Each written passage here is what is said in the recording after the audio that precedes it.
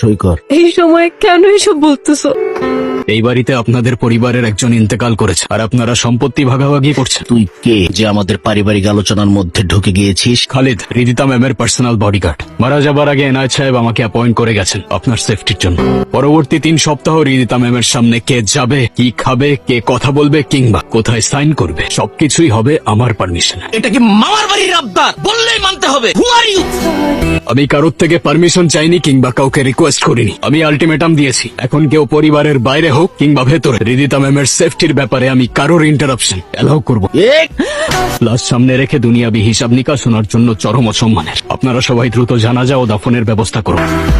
Ma'am একটু খেয়ে নে। খাবার এসব নিয়ে যাও। আমার শরীর টিকলো কি না টিকলো তাতে এখন আর কিছুই যায় আসে না। যায় আসে ম্যাম, আপনার শরীর না টিকলে আমার কন্ট্যাক্ট ব্রিচ হবে। আর অসুস্থ কিংবা মৃত ব্যক্তিকে নিরাপত্তা দেওয়ার থেকে সুস্থ ব্যক্তিকে নিরাপত্তা দেওয়া অধিক কার্যকর। আপনি কি মানুষের সাথে এভাবেই কথা বলেন? আমি তথ্যের ভিত্তিতে কথা বলি ম্যাম। আর তথ্য হচ্ছে আপনার গ্লুকোজ লেভেল কমে গেলে রিফ্লেক্স স্লো হয়ে যাবে, বিপদের সময় আপনি দৌড়াতে পারবেন না। আর এতে আমার কাজের ক্ষতি হবে, তাই আপনার খাওয়া উচিত।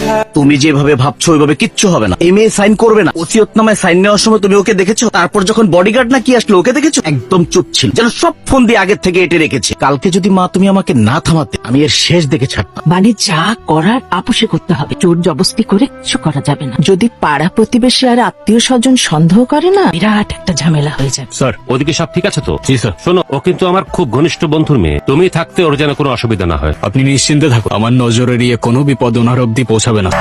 বাবা চলে যাওয়ার পর বাগানটা কেমন ফ্যাকাশ হয়ে গেছে, তাই না? বলতে পারছি না ম্যাম, এখানে কখনো আগে আসিনি আমি। বাবা সব সময় বলতেন মানুষ মারা গেলে নাকি তার প্রিয় বাগানটাও শোক পালন করে। শোক পালনের বিষয়টা ঠিক জানি না ম্যাম, তবে বাগানের মালিক না থাকলে দ্রুত আগাছা জন্মায়, আর আগাছা জন্মালে আসল গাছগুলো মরে যায়। আপনার চারপাশটাও এখন আগাছায় ভরা। জানেন, এই পৃথিবীতে একমাত্র বাবাই আমাকে সব থেকে বেশি ভালোবাসতো। মা মারা যাওয়ার পর কোনোদিন মার অভাব বুঝতে দেয়নি। কালকে যাকে দেখলাম উনি। মা মারা যাওয়ার পর বাবা ওনাকে বিয়ে করে। উনি নিজের সন্তানের মতোই আমাকে দেখে, অনেক আদরও করে। ম্যাম, যে আদর করে আপনাকে বন্দি করে রাখে সেটা যত্ন না বরং শক্ত এক খাঁচা। আমি দেখেছিলাম কাল, তার এক হাত আপনার কাঁধে ছিল আর এক হাত ওসিয়তনামার ফাইল।